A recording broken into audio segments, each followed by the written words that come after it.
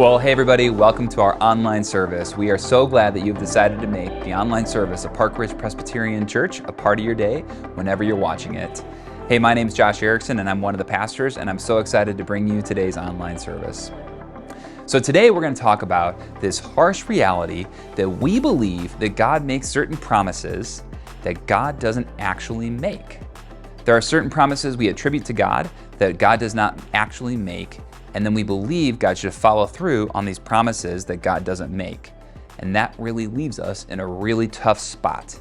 And that's a spot that we don't want to be in. So we're going to take a look at what this means and what we can do about this. So what happens in our lives and in the way we believe about God is sometimes we have inaccurate or unhelpful beliefs about who God is and how God acts in the world.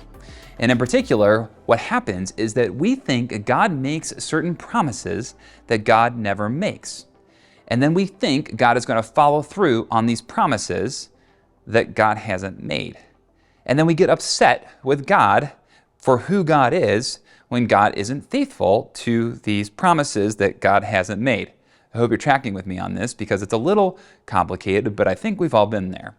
So what happens is we think God is supposed to act a certain way because God has made promises that God hasn't made, and then we get upset. And then we start to believe in God, but what is actually happening is we are stopping our belief in a God that doesn't exist. So I'll give you an example.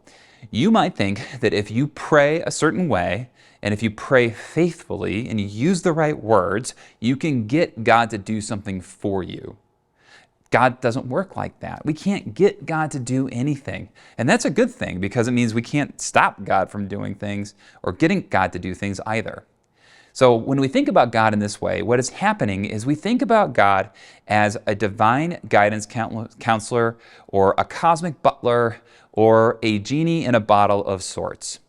And other people have come up with this description, but where this comes from is a sense of God as the one who is just here to meet our needs, or rather that if we do the right things, if we believe in the right way, God is going to bless us with material wealth, with power or influence in our world today, or better yet, even economic wealth that we think God has promised us.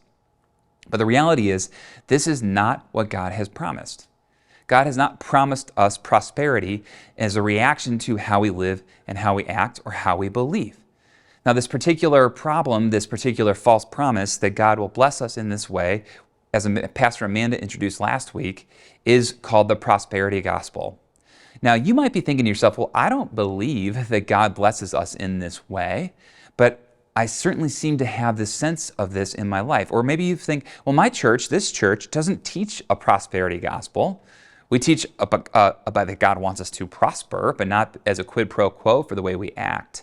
And the reason that many of us have this belief is that actually this is at the genesis of kind of this general American civil religion, this general American way of believing about who God is, that we have sort of unintentionally adopted into our lives. That we think of God as that cosmic butler or a divine guidance counselor or a genie in a bottle that is here to meet our needs, make us feel good exclusively, and also then to just meet every whim we might have. But that's not the promise that God ever makes, and that's not the promise that Jesus ever made either. And there's nothing about the way Jesus taught us that helps us to see that God would be that way either. Now, in fact, actually, Jesus teaches us the exact opposite. Jesus says that the rain is going to fall on the just and the unjust alike. Now, Jesus offers this teaching to us, and it's recorded in the Gospel of Matthew. And what we need to remember is that Jesus is offering this as a reflection about who God really is, but also it is diving into that debate about how God influences our day-to-day.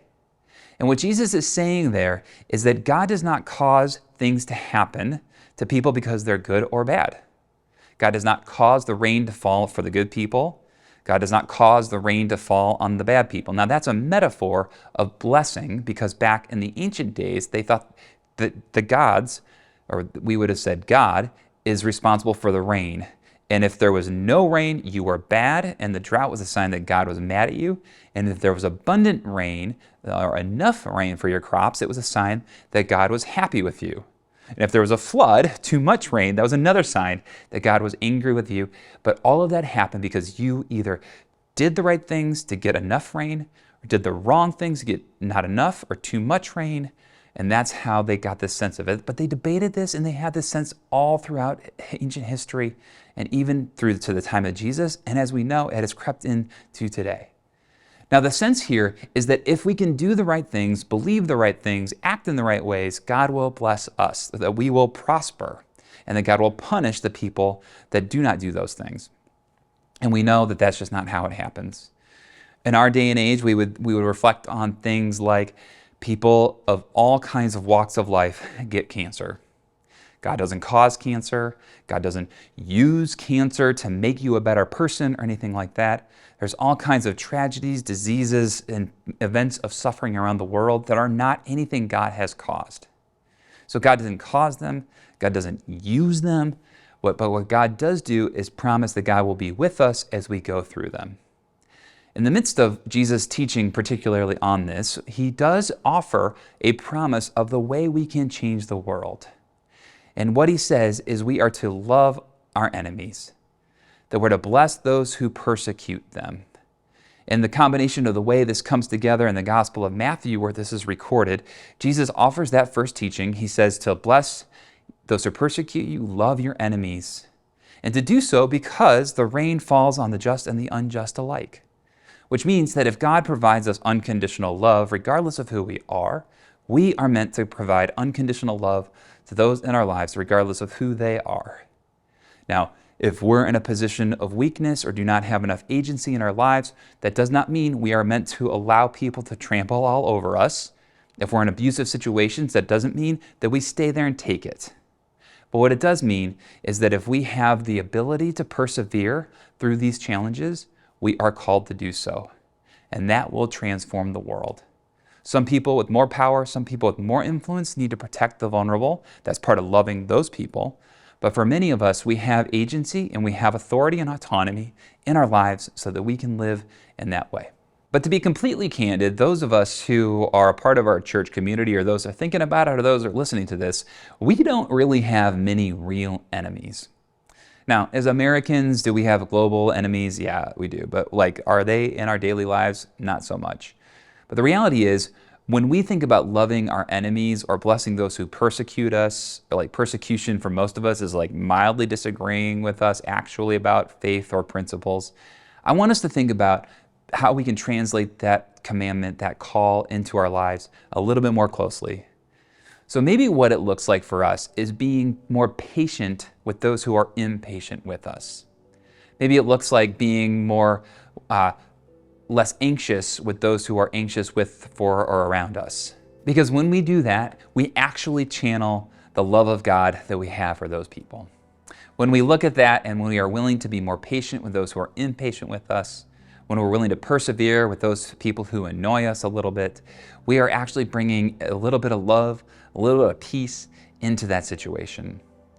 And here's the other thing, is if we are willing to be more patient with the impatient, to be less anxious with the anxious, then it might prepare us for the times where we might be in more of a high-stakes situation. Maybe we're going to feel like we have an opportunity to bring about a change for somebody in their lives that we wouldn't have been able to do if we weren't practicing being more patient and less anxious. And when we do that, we will follow through on the promise that Jesus actually makes, that loving our enemies and blessing those who persecute us actually changes the world. God is not going to change the world because we believe the right things or do the right things. But God will change the world through you and me if we are willing to love those who need to be loved, to bless those who need to be blessed, and to change the course of life for them and to change the course of life for us. So I want us to all be honest with ourselves that there are things that we believe about God that aren't true. That there are things that we believe God has promised that God has never promised. And I want us, each of us, to be willing to let go of those false promises and to embrace the promise that God gives to us, actually. first one we want to continue to think about and lift up together is that God is not going to bless you for believing or doing the right things. But God will bless you and will give you opportunity to change the world if you love those who need to be loved and bless those who need to be blessed.